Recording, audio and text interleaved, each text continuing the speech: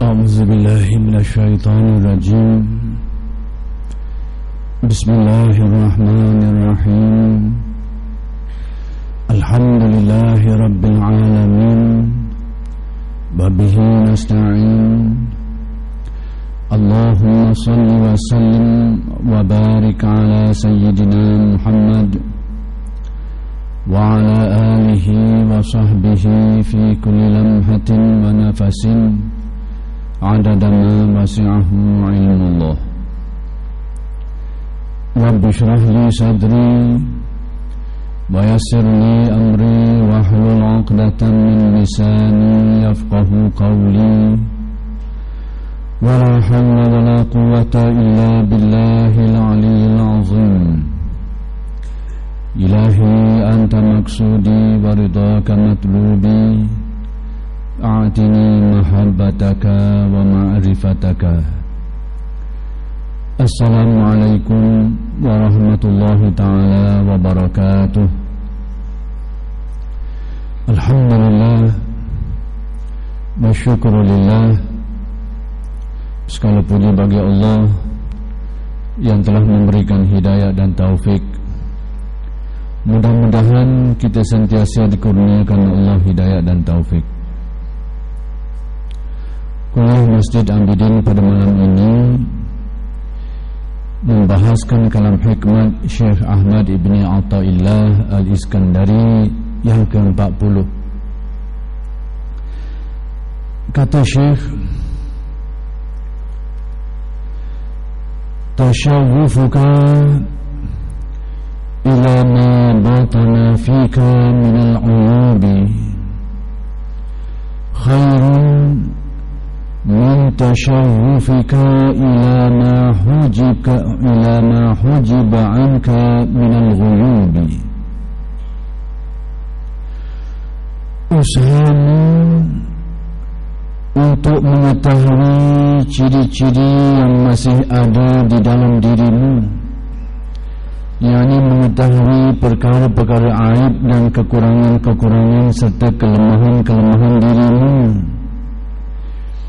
itu lebih baik dari usahamu untuk terbukanya bagimu tirai gaib.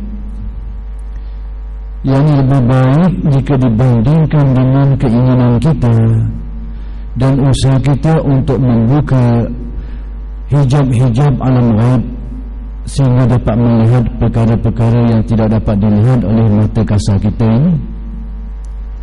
Jadi menurut kalam hikmah ini, mengetahui tentang keaiban diri yang membawa kepada sedar diri dan memperbaiki diri dan seterusnya menjadi layak untuk menghadap Allah Subhanahu wa ta'ala adalah lebih baik daripada menumpukan perhatian kepada usaha membuka tirai-tirai perkara gaib sehingga dapat mengetahui perkara-perkara yang tidak diketahui oleh orang ramai. Kenapa demikian? Pertama sekali, mengetahui tentang keaiban diri itu adalah laluan untuk orang mendekati Allah. Kerana jiwa yang penuh dengan keaiban, yang penuh dengan hijab, tidak sesuai untuk menghadap kepada Allah. Dan keaiban itu tidak akan terbuang dan terbaiki selagi seseorang itu tidak memahami dan mengetahuinya. Yang menjadikan seseorang itu dapat memperbaiki, dapat mengenali dan seterusnya memperbaiki keaiban diri adalah setelah mengetahui keaiban dirinya itu. Jadi mengetahui keaiban diri adalah laluan baik, laluan yang membawa kepada kemuliaan. Bukanlah mengetahui keaiban diri itu semata-mata untuk tahu keaiban diri. Bukan tujuan itu. Seseorang itu mengetahui tentang keaiban dirinya, tapi tujuan utamanya untuk diperbaiki di mana kekurangan itu. Bagaimana seseorang dapat memperbaiki keaiban dirinya yang tidak diketahuinya? Macam kita nak baiki kereta ke, nak baiki motosikal, tak tahu menyakit kat mana, nak baiki kat mana? Kan pecah situ tak jadi, pecah sini tak jadi, hari sekali pecah sekatas-sekatas, tak jadi apa satu. Begitu juga. Maka demikianlah hal dengan diri manusia sendiri. Seseorang tidak mampu memperbaiki dan memperelokkannya selagi dia tidak mengetahui di mana tempat-tempat aib yang ada pada dirinya. Dan Allah Ta'ala itu, bila dia nak beri kebaikan kepada seseorang itu, dijadikan orang itu dapat melihat keaiban dirinya, seperti yang disabdakan di dalam beberapa riwayat, idza arada Allah bi'abdin khairan faqahu fid din wa basarahu bi'uyub nafsihi. Apabila Allah Ta'ala menghendaki kebaikan untuk seseorang itu, pertama sekali diberi faham terhadap agamanya. Yang kedua, diperlihatkan kepadanya keaiban-keaiban dirinya sendiri.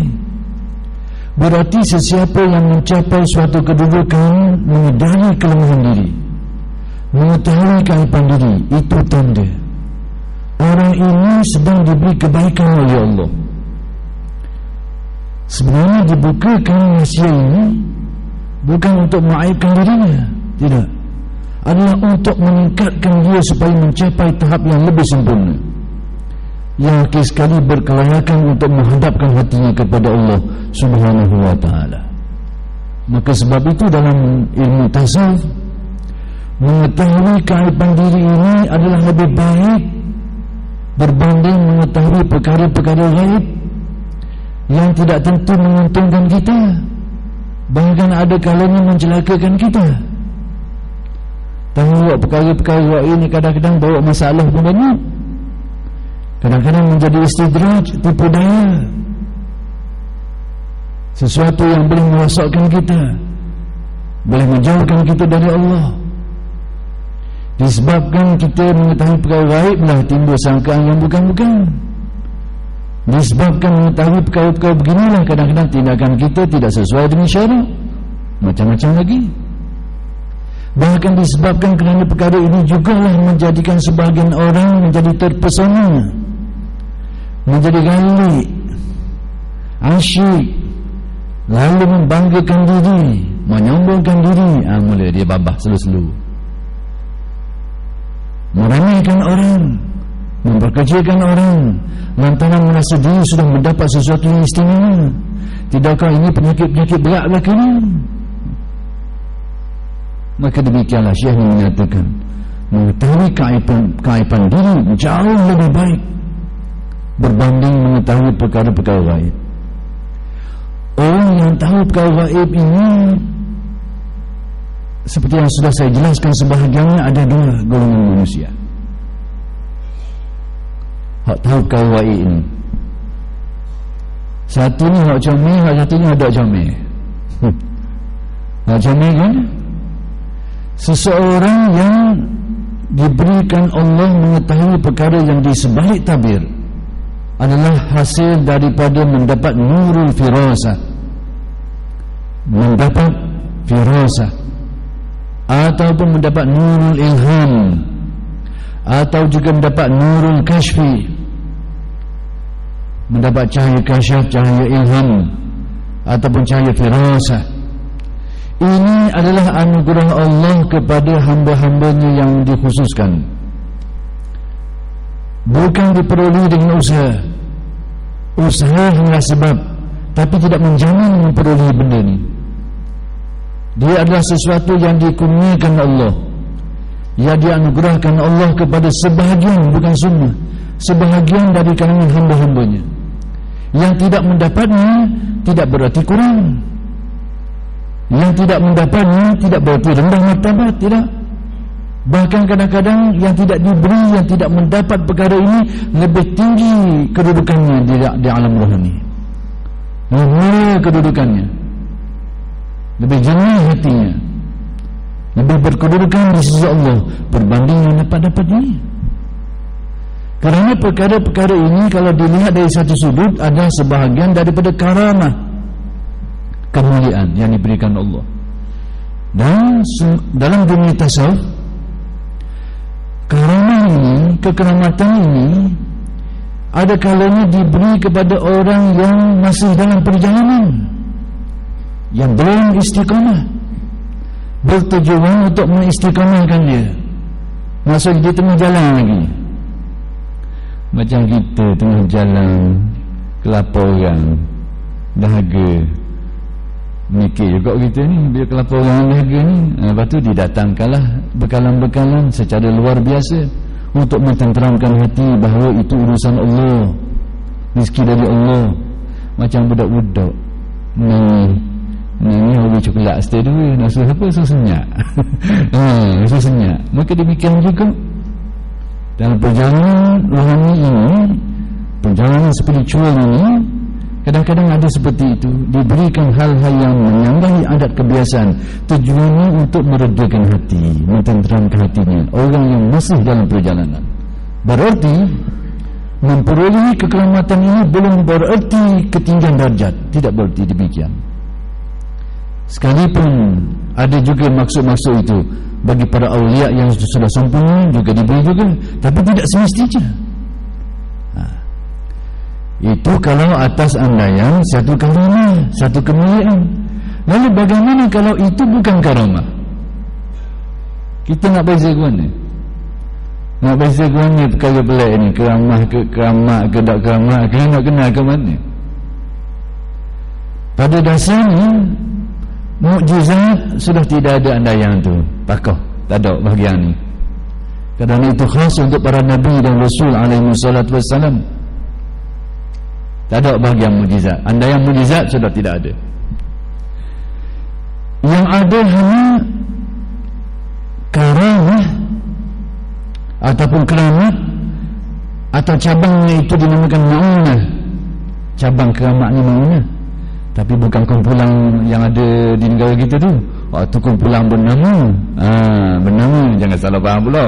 Ini tak kait dengan sesiapa ni, bukan kumpulan tu. Ini ma'unah istilah, cabang dari karamah. Bagi orang soleh diberikan ma'unah, bagi para wali diberikan karamah. Atau lawan baginya, iaitu sihir dan istidraj yang serumpun. Macam mana kita nak kenal? Nak kenal kau ni? Ada alamat kasar, ada alamat halus. Nak kenal ni?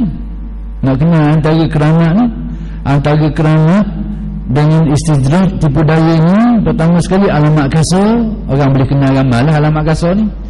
Tapi ada kalanya ada alamat halus.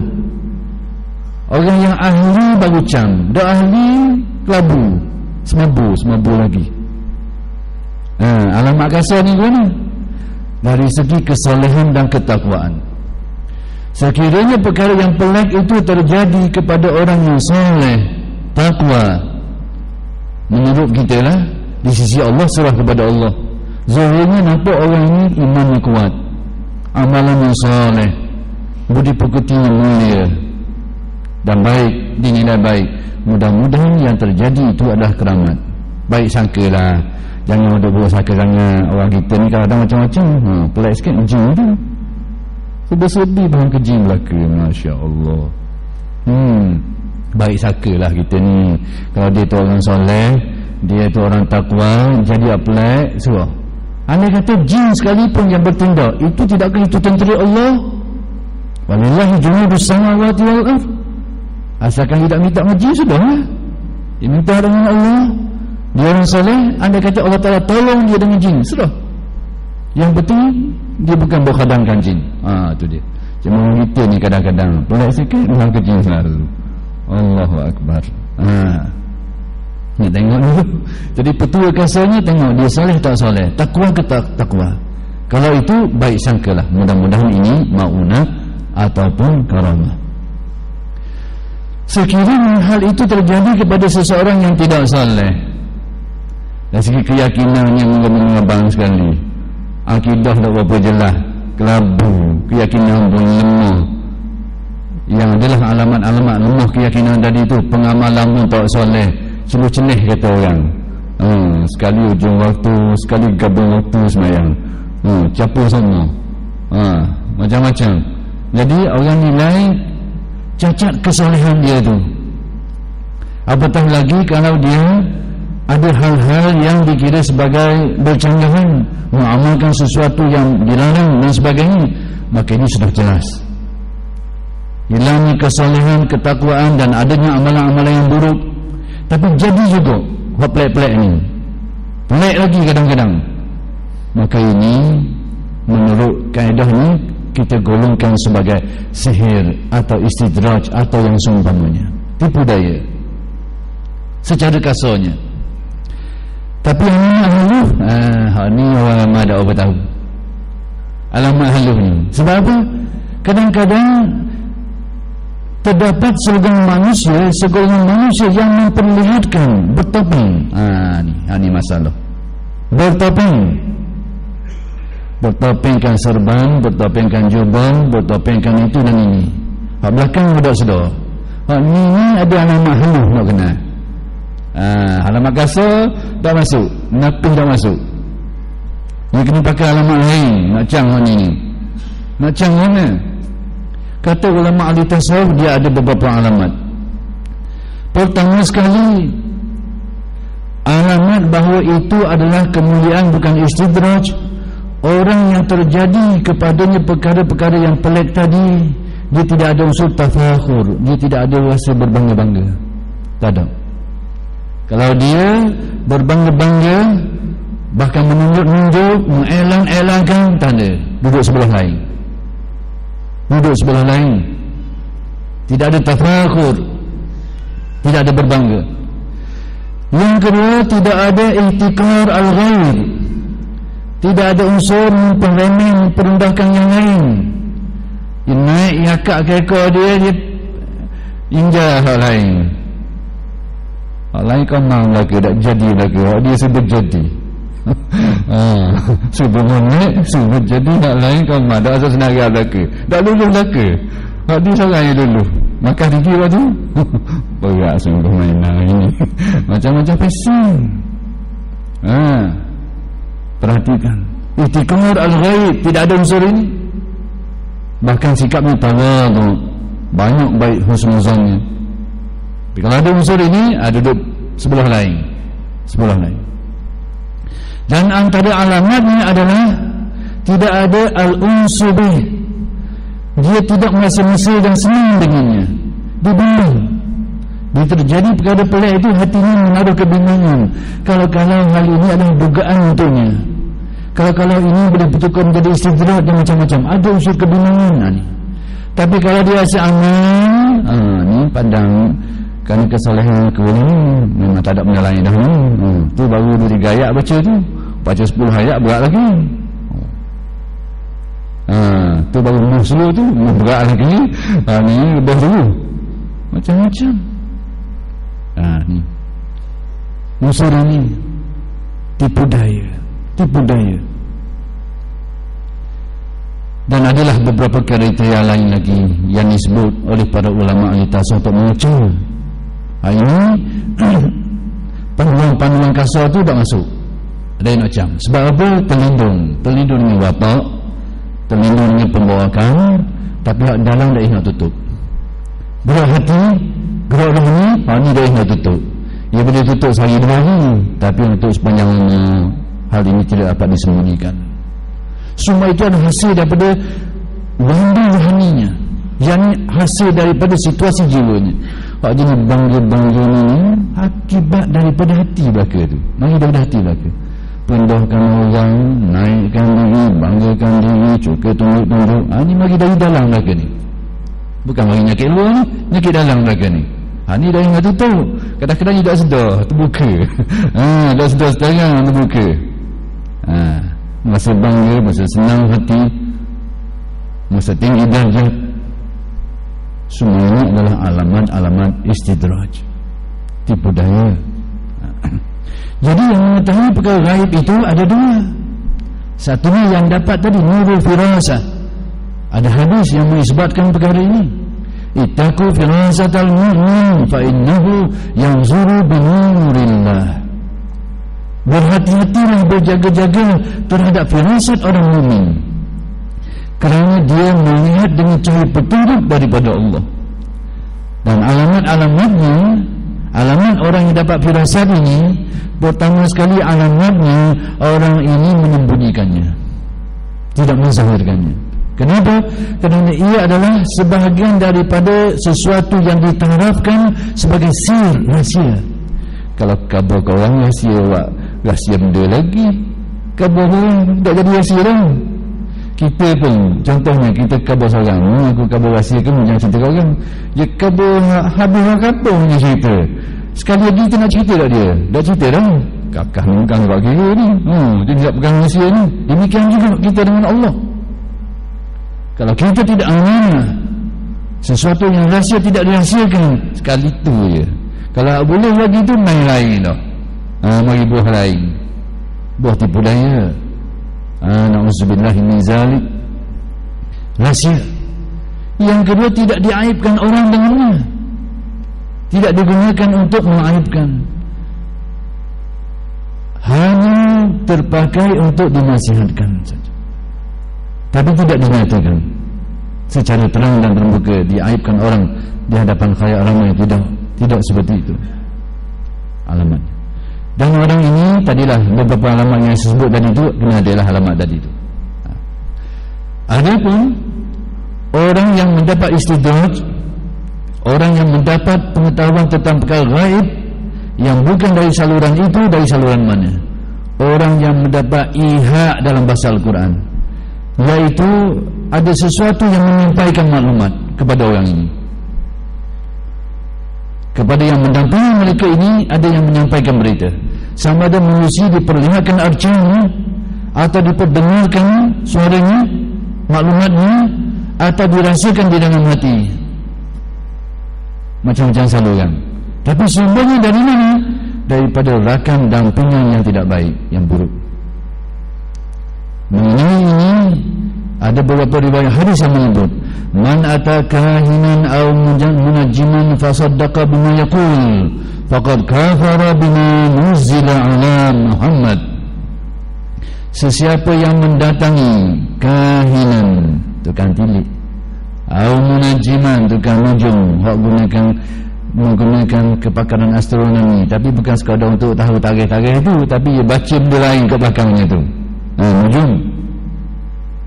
Fasadaqa bima yaqul, lalu membenarkan sungguh-sungguh hati, meruk kata orang, meruk, percaya sungguh-sungguh hati.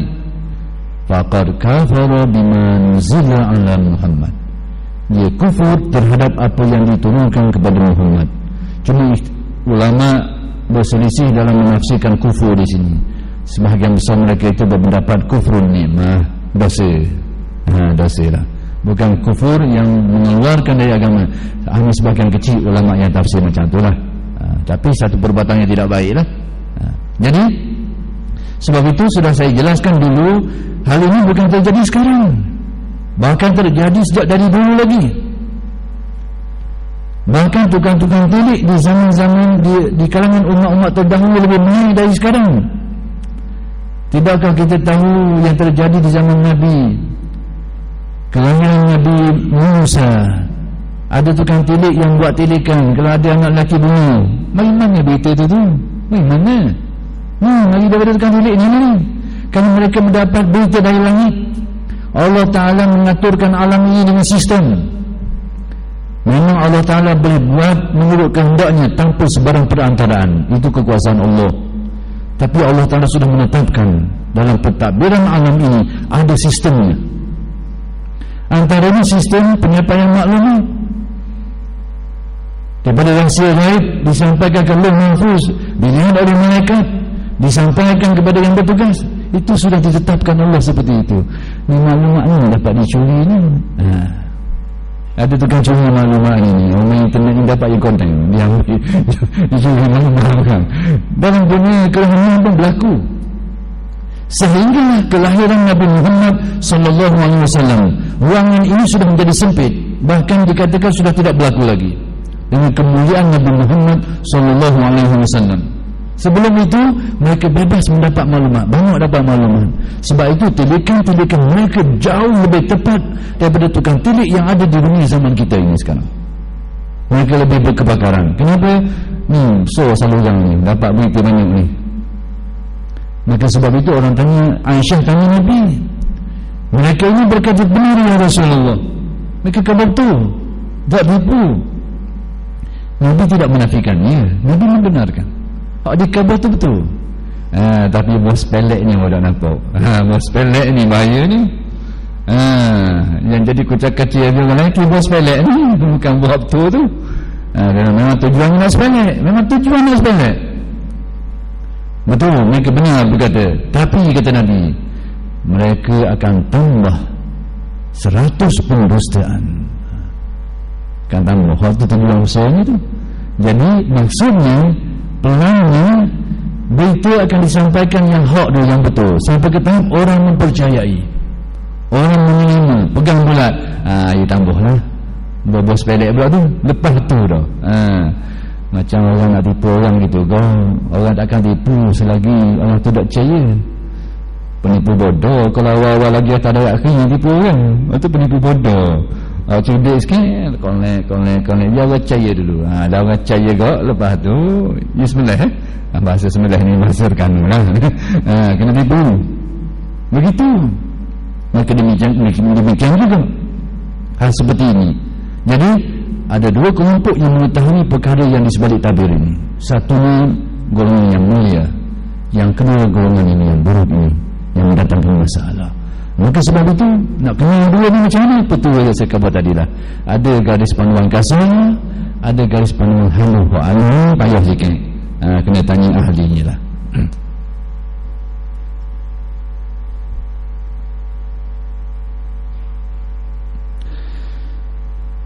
Kata orang arif sebagai menafsirkan kalam hikmat Syekh Ahmad Ibn Athaillah ini,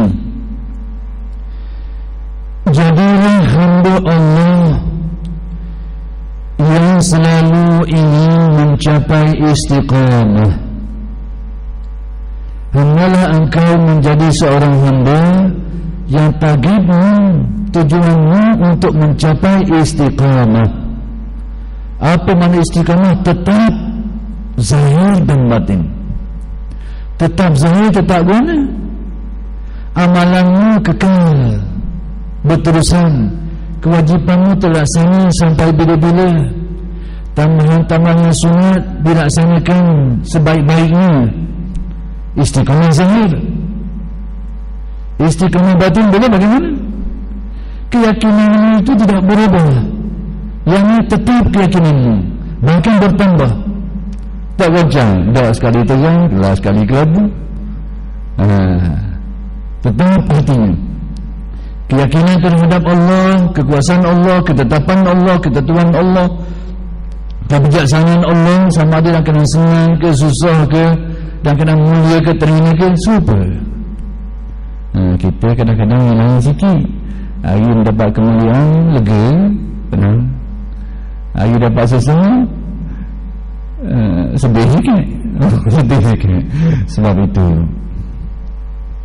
saya satu ketika dulu, satu pengalaman, saya melawat suatu pusat perguruan ilmu tasawuf yang dipimpin oleh seorang tuan syekh, yang secara kebetulan pada waktu itu dia sedang mengadakan majlis ilmu yang disampaikan oleh para murid beliau.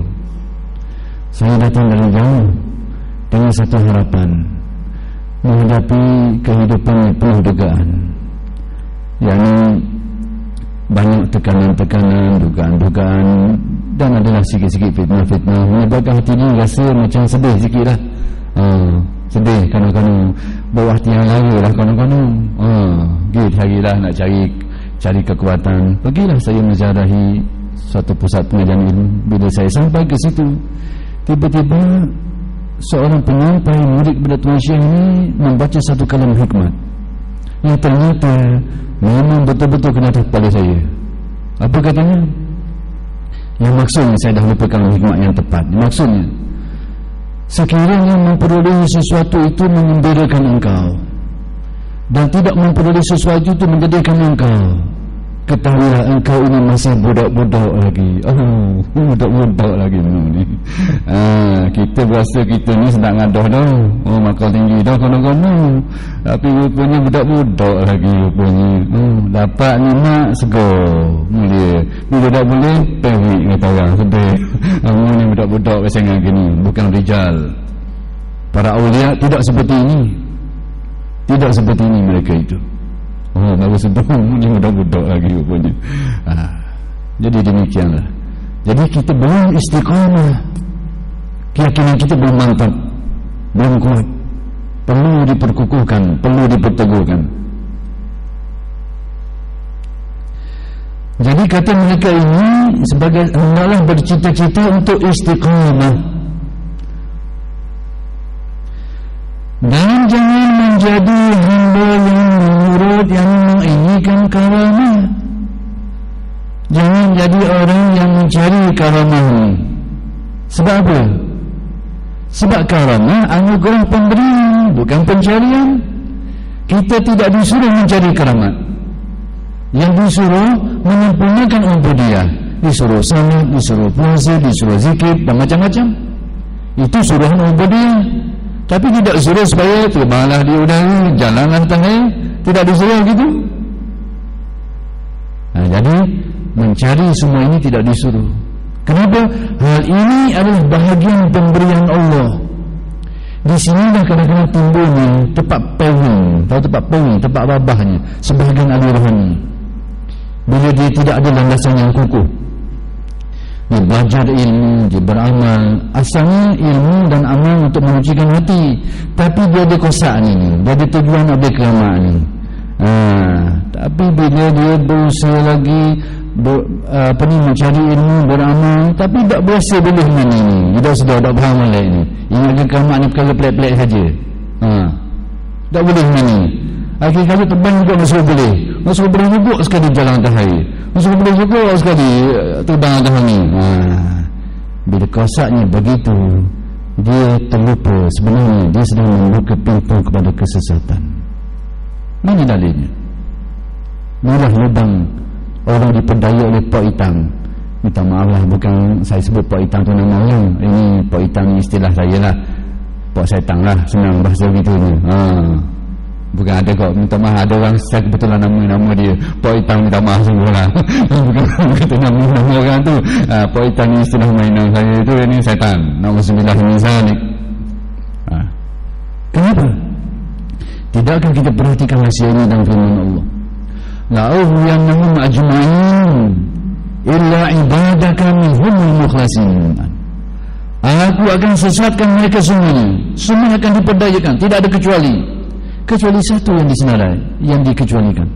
Illa ibadaka minhumul mukhlasin. Kecuali hamba-hambamu, di kalangan hamba-hambamu yang diikhlaskan Allah, atau termasuk yang ikhlas. Kan ikhlas ni banyak martabat, terutama yang mukhlas, yang diikhlaskan, yang orang yang hilang daya upayanya, serah bulat hatinya kepada Allah Subhanahu wa taala. Jadi yang lain semuanya begitu, kecuali yang ini. Berarti pentingnya pasal. Sebab itu menajat para sufi, mereka terus menajat ini, tujuan untuk jaga ini supaya tak babah. Tetapi dia supaya tak babah lain. Ilahi anta maksudi wa ridhaka matlubi. Tujuan apa? Ini tujuannya, supaya dia itu tak lagi, tak babah lain. Kerana itu pintu besar kesesatan. Dan selalu terjadi penyelewengan dalam dunia tasawuf pucang sini, keinginan orang untuk mendapatkan kekeramatan.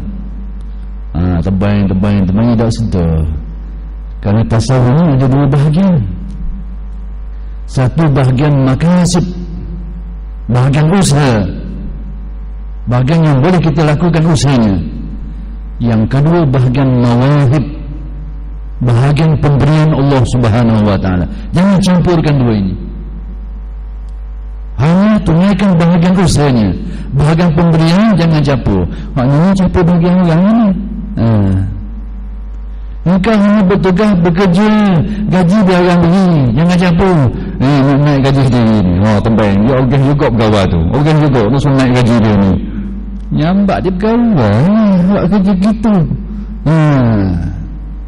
Super. Bahagian ni bahagian kerja, gaji ni serah kepada majikan, biar dia beri, biar dia nilai lah. Banyak mana yang layak untukmu itu biar dia nilai. Jangan mu terbaik-baik buat bandar, mu tambah makan, mu tambah sendiri. Konon-konon naik makan ni. Ini penyakit. Jadi sekarang ada dua bahagian ini, jangan dicampur adukan. Bahagian kita tadi pesan orang arif supaya usahakan untuk menjadi istiqamah, hatimu tetap, amalanmu tetap. Karena bahagian pemberian itu bahagian pemberian Allah, bahagian gaji Allah yang beri. Bukan kontrol kita.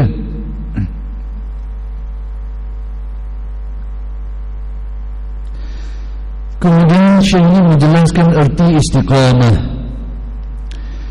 Istiqamah berarti menunaikan kewajiban.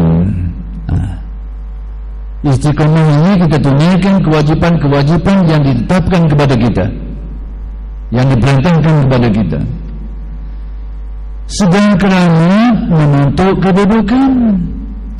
Maknanya kita cari tempat nak cari kedudukan. Istiqamah perintah Allah yang perlu kita tunai. Maknanya darjat, kedudukan. Darjat ni hak orang beri, bukan hak kita pilih sendiri. Ada ke zaman ni orang sakut pakak sendiri, pergi tepuh kedan, pakak ni gini ni sakut atas hari dia, buat dah larok, buat dah larok. Ada ke gitu? Tak tahu. Kan kenapa? Pangkat dia beri. Reka sendiri ni ramai juga sini. Kita pakai reka sendiri ni, pergi tepuh kedan lah, macam-macam lah, tapak situ tapak sini, kita ke pakak. Banyak pasal juga manusia ni. Tapi siapa dia iktiraf, tak laku. Tak laku.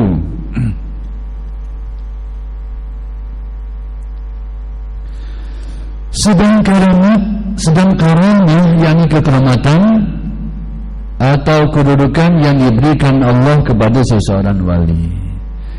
Jadi oleh kerana masa yang terhad, kita berhenti setakat ini dulu, dan insya-Allah kita akan sambung pada minggu-minggu yang akan datang. Aku qauli hadza wa astaghfirullahal azim li wa lakum. Assalamualaikum warahmatullahi taala wabarakatuh.